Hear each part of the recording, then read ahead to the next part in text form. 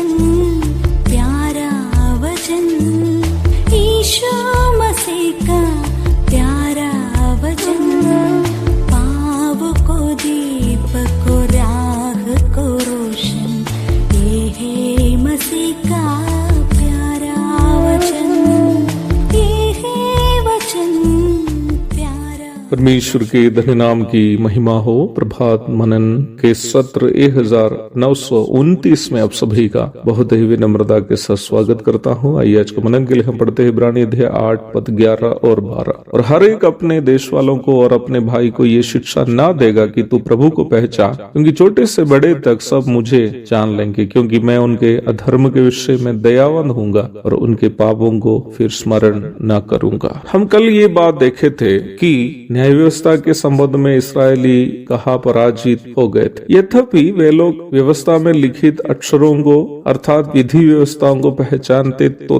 थे, पर व्यवस्था का सार अथवा व्यवस्था में उनके प्रति परमेश्वर का जो प्रेम था उसे वे लोग नहीं पहचान पाए थे। इस दुखपूर्ण सच्चाई को बहुत अधिक मानसिक दर्द से परमेश्वर प्रकट करते हुए आप होशे नबी की पुस्तक में पढ़ सकते हैं। यद्यपि इसराइल के कुछ भक्त लोग जैसे मूसा, शमूएल, दाऊद, दानियल आदि कुछ लोग परमेश्वर के साथ एक व्यक्तिगत संबंध बनाने में सफल हुए थे, परंतु एक राष्ट्र के रूप में परमेश्वर के प्रेम को पहचानने में, परमेश्वर के साथ एक व्यक्तिगत संबंध बनाने में इसराइली पराजित हो गए थे। ऐसे वे लोग पराजित होने का एक कारण, जैसे कि मैं कल भी कहा था, न्याय व्यवस्था में परमेश्वर की पहचान नहीं कर पानी थी, और परमेश्वर को वे लोग इसलिए उस प्रकार पहचान नहीं कर पाया जिस प्रकार पहचानना था, क्योंकि उनका पाप से प्रदूषित शरीर पाप के कारण दुर्बल था। यहाँ स्वाभाविक रूप में एक सवाल उत्पन्न होता है, हमारा भी शरीर तो पाप से प्रदूषित है, फिर हम भी इस नई वाचा के द्वारा परमेश्वर की पहचान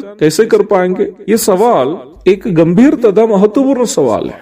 12वीं आयत में हम इस सवाल का जवाब देखते हैं, क्योंकि मैं उनके अधर्म के विषय में दयावंत रहूंगा और उनके पापों को फिर स्मरण ना करूंगा। व्यवस्था में पाप करने वालों के ऊपर यथाशीघ्र सजा दी जाने की विधि थी। यद्यपि परमेश्वर प्रेमी तो है ही, न्याय व्यवस्था में परमेश्वर का इंसाफ करने का स्वभाव अधिक प्रकट है। इसलिए ही एक अनाज्ञाकारिता के कारण मूसा भी कनान देखने से वंचित रह गया, परंतु नई वाचा दया की वाचा, इस नई वाचा में भी परमेश्वर इंसाफ करने वाला तो है ही, पर उनका प्रेम, दया और अनुकंपा इस नई वाचा में, नया नियम में अधिक प्रकट है। क्योंकि पुरानी वाचा परमेश्वर ने अपने हाथों से पत्थर के पट्टियों पर लिखकर मूसा को दिया था, वही इस नई वाचा, वही परमेश्वर अपने प्रिय पुत्र, एकलौता पुत्र यीशु मसीह के लहू से हमारे हृदयों की पट्टियों में लिख रहा है, ताकि हम परमेश्वर के साथ एक व्यक्तिगत संबंध में जीवन व्यापन कर सके। एक और शुभ दिन की धन्य कामनाओं के साथ आज का मनन मैं यहाँ समाप्त करता हूँ। प्रभु आप सबको आशीष दे।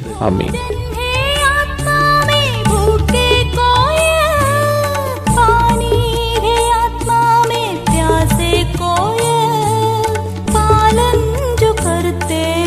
उसके लिए आशीष पाने का